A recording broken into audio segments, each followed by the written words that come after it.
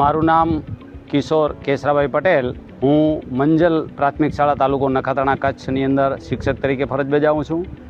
મારી શાળામાંથી 3 થી 8ના બાળકોને લઈ અને હું અત્યારે ભગવાન મહાવીર પશુ રક્ષા કેન્દ્ર એન્કરવાલા અહિંસા ધામની મુલાકાતે અહીં લઈને આવ્યો છું।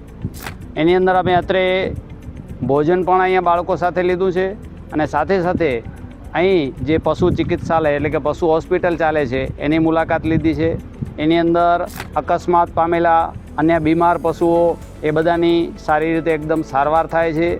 એમને અહીંયા ઓપરેશન થિયેટર સહિતની સુવિધાઓ અહીંયા છે, એક્સરે ઓપરેશન બધી સુવિધાઓ અહીં છે। ખૂબ જ સારું અહીં લાગ્યું।